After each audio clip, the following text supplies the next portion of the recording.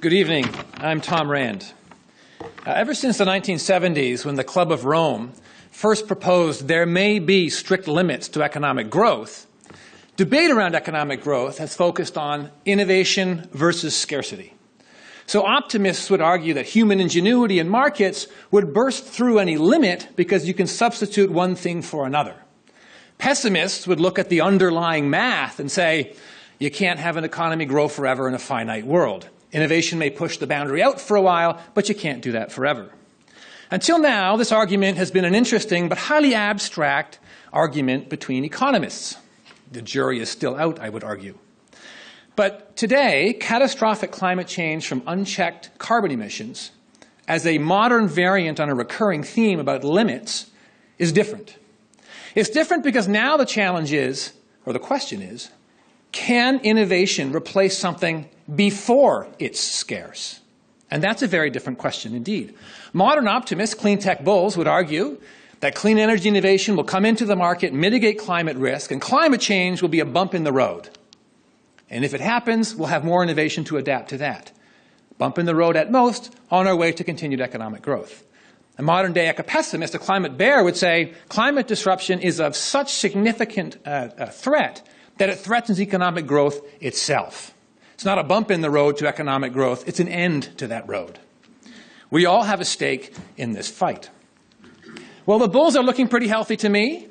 $250 billion was spent on clean energy infrastructure in the past 12 months. And many up-and-comers coming down the pipe, many innovations, can go toe-to-toe with fossil fuels. I'll give you some examples. Solar is on a tear since 2008. The price of a panel has come down 4/5 since that time. And there may have been government intervention and government support required at the beginning, as there is for any industry of significance. But the training wheels are coming off. And high-profile casualties like Solyndra are signs of a maturing market, where manufacturers with scale and low cost begin to dominate, just like it happened for the automotive sector in the previous century. There's not a lot of Studebakers are around today, and cars seem a lot nicer. Rooftop, in particular, is on a tear. Rooftop solar competes with the retail cost of electricity. And so much solar is going up on so many roofs that the big incumbents, the big utilities, are seeing their very business model under threat from something they thought was a sideshow. Large-scale solar is beginning to compete on the wholesale price of electricity. Toronto's own, Canada's own, Morgan Solar will be in the market this year with their long-anticipated concentrated PV systems, which can produce solar power for 5 cents a kilowatt hour at scale. That beats new natural gas. That beats new coal. Energy storage innovation is next.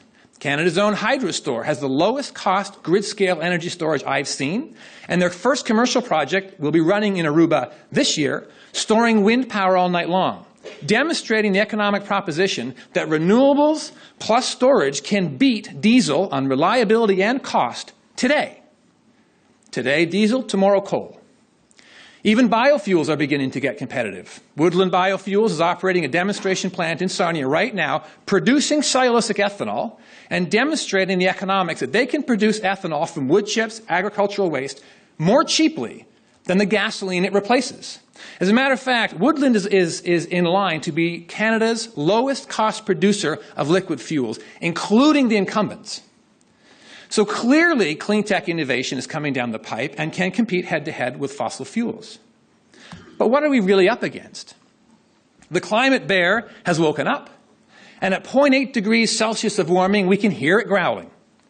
Opening shots typical of this fight: prolonged drought in California and the American Southwest, weather patterns that have changed so much they flood Calgary and Toronto, a typhoon in the Philippines that was horrific to watch, even on television, droughts, fires, floods of biblical proportion in Australia. These are a pattern that are clearly emerging, and it's nothing compared to what the climate bear has in store. Even ExxonMobil and BP's own projections have us shooting past 4 degrees C by the end of this century. Realistically, business as usual will get us somewhere between 4 and 6 degrees of warming this century. Think of that heat as energy, because it's not just warmth we're worried about, it's violent weather. We are adding, by trapping heat with our additional carbon dioxide from emissions in the atmosphere, the equivalent the energy equivalent of 400,000 Hiroshima bombs every day. That's an awful lot of energy for the climate bear to use to wreak havoc. So the question is not whether innovation can displace fossil fuels. Of course it can. We're doing that right now. The question is, can it scale fast enough to wrestle down the climate bear? To stop near 2 degrees C, we need to leave 3/4 of our known fossil fuel reserves in the ground. These are fossil fuel reserves that sit on the balance sheets of the energy incumbents. We also have to replace that with something else, which means we need to roughly triple the amount of spending that even optimistically we think will get spent on clean energy over the next couple of decades. So the bull is healthy, but I think it needs some steroids. We know what those steroids look like. This is well-trod territory, a price on carbon, mandatory aggressive targets, government-backed green bonds to accelerate capital into the sector. That's no secret.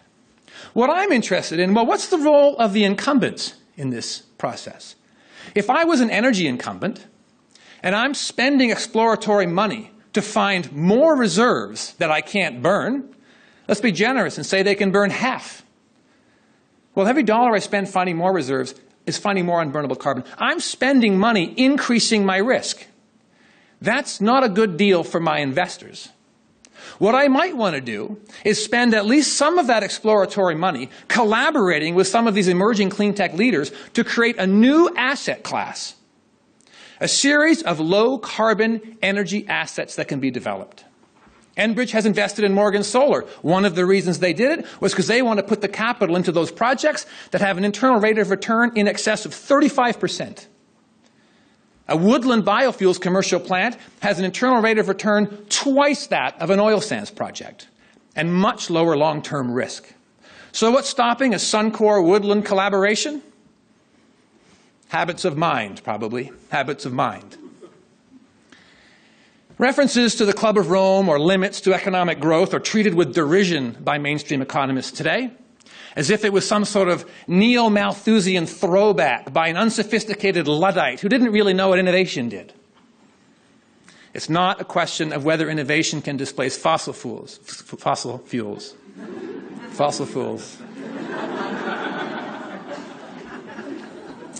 It's a question of whether they can scale up fast enough to wrestle that bear down. What keeps me up at night is not the health of the bulls, it's the strength of the bear. Thank you very much.